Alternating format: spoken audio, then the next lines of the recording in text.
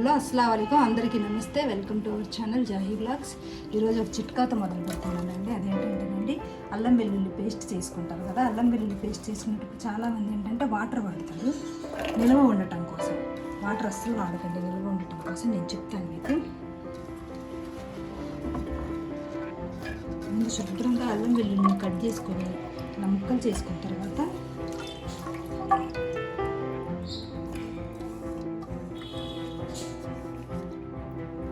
దీంట్లోకి దొరుకుతుంది.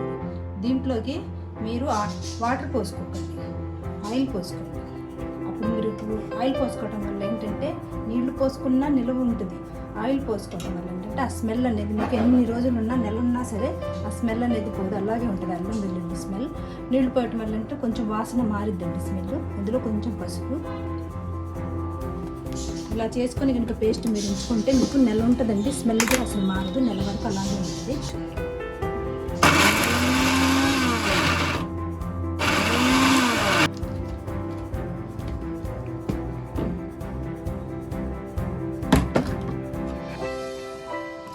చూడండి ఎట్లా ఉందో. ఇలా అయితే మీకు నెల ఉంటుంది. నీళ్లు పోసుకున్నా ఉంటుందండి. కాకపోతే మంచిగా మంచి స్మెల్ రావాలంటే నెల వరకు ఇలా ఆయిల్ పోసి చక్కగా ఇలా మిక్సీ పట్టేసేయండి.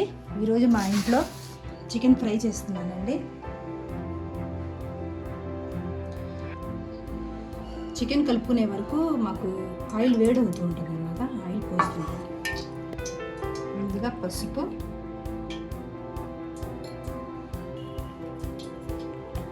సరిపడా సాల్ట్. ప్రస్తుతానికైతే ఈ రెండే వేస్తున్నాను. ఈ రెండు వేసిన తర్వాత నేను డీప్ ఫ్రై చేయాలి.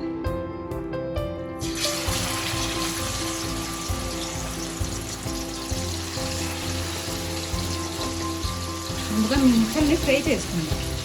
ఫ్రై చేసుకున్న తర్వాత ఎలా ఫ్రై చేయాలో మళ్ళీ మసాలా వేసి అప్పుడు చూపిస్తాం. ముందుగానే మసాలా వేసారనుకోండి మీకు అదంతా అడుగంటుతుంది.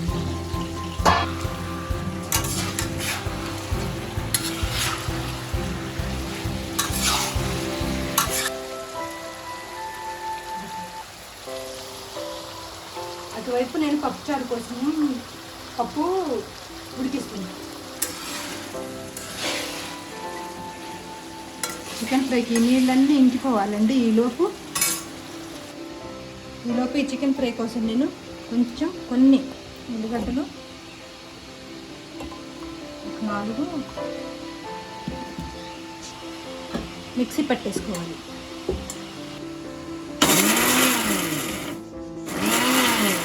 మరీ మెత్తగా కాకుండా కొంచెం ఇలా.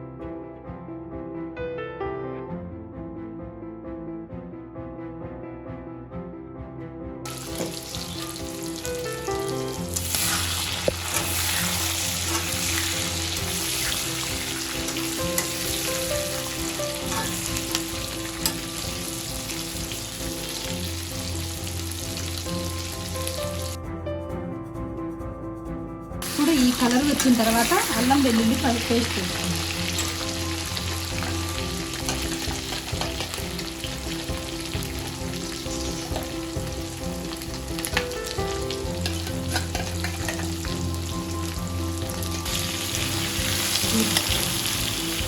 దీన్ని కూడా చక్కగా కలిపేసుకొని పచ్చివాసన పోయే వరకు ఒక్క 5 నిమిషాలు పచ్చివాసన పోయే వరకు ఒక్క 5 నిమిషాలు ఇలా కలిపేసుకుంటే సరిపోతుంది. ఇంట్లోనే కారం ముందుగానే వేసుకోకండి. 5 నిమిషాల తర్వాత ఇది పేస్ట్ చేసుకొని ఉంచుకున్నాం కదా, పచ్చిమిర్చి ఉల్లిపాయలు, ఈ పేస్ట్ వేసుకుంటాం.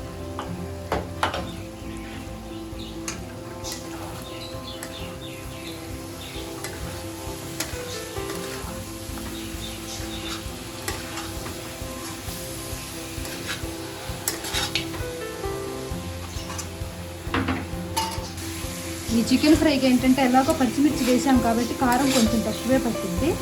ఫ్రైకి ఎప్పుడైనా కారం ఎక్కువ ఉంటేనే బాగుంటుంది. అడగంటకుండా ఇలా కలుపుతూ ఉంటుంది. అడగంటితే మాత్రం మళ్ళీ బాగుంటుంది.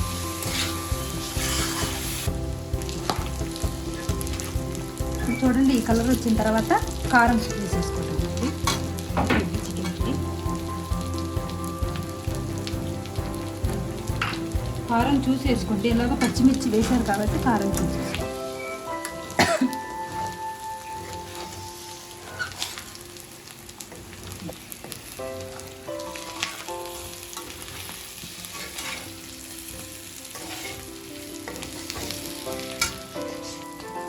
ఇప్పుడు దీంట్లోనే పుదీనా, కొత్తిమీర.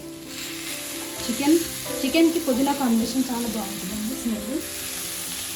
చూసారుగా తక్కువ ఆయిల్తో, ఇది డీప్ ఫ్రై అండి, తక్కువ ఆయిల్తో చేశాను. ఆయిల్లో ఫ్రై చేస్తాను కదా అలా, నేను చాలా తక్కువ ఆయిల్ వండింది.